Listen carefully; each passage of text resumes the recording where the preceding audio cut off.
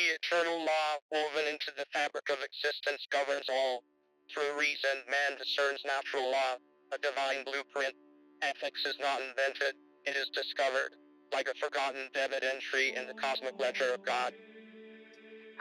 But what is ethics, except an anxious bureaucratic memo passed from one age to another, each revision stamped with the wax seal of social conditions?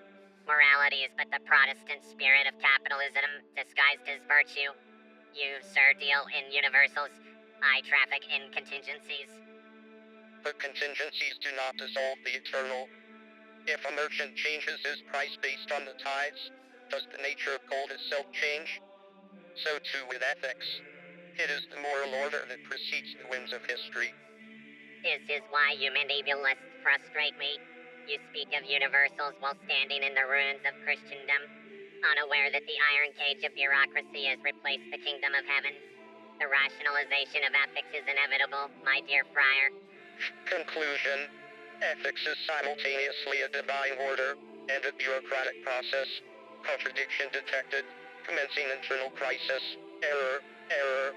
Ask then, how does divinity-derived ethics reconcile within modern society? Ethics guide society as the stars guide sailors. Without virtue, a people flounders. Governments, laws, these must be ordered to the ultimate good, or else civilization is but a gilded coffin.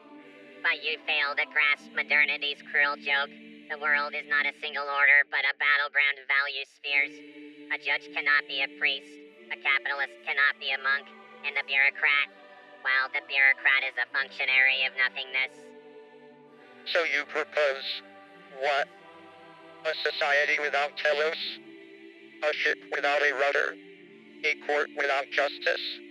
Surely you do not think man can be content in the iron cage, pressing buttons to no end? And yet, here we are. Ethics has been devoured by efficiency. The modern corporation is more powerful than the medieval cathedral, and the stock exchange outlives the sacred monastery. The faithful now tithe to the hedge funds, not to the church. Imagine a world without divine order. Contemplate the possibility that God is either impotent to influence his creation or indifferent to the happenings within it. Behold, the world untethered from divine order. Without natural law, we spiral into chaos.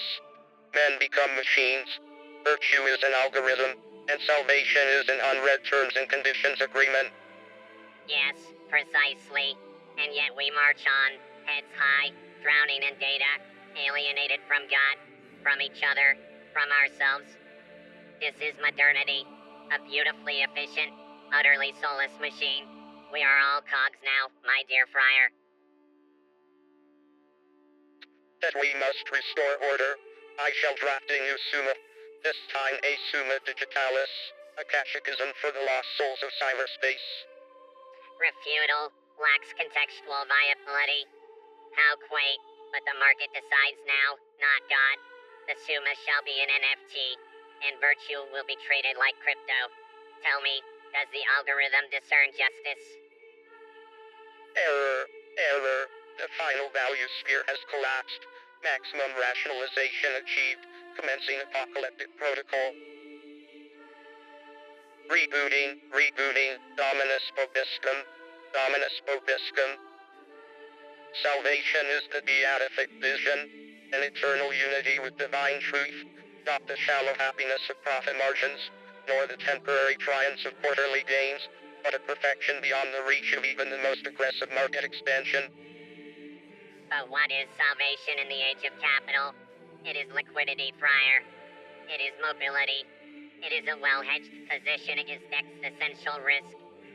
You would promise the kingdom of heaven, but the modern man does not wait for the eschaton.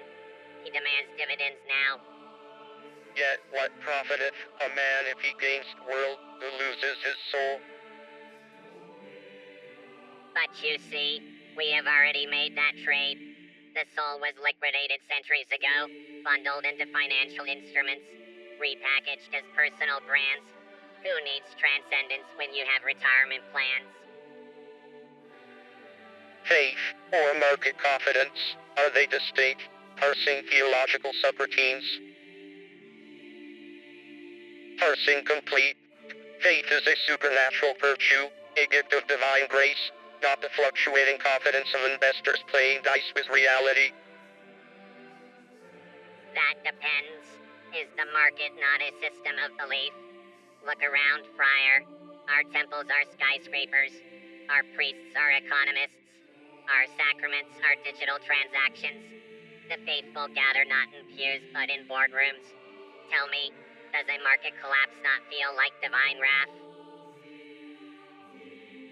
But faith is fixed, it is the foundation of the eternal.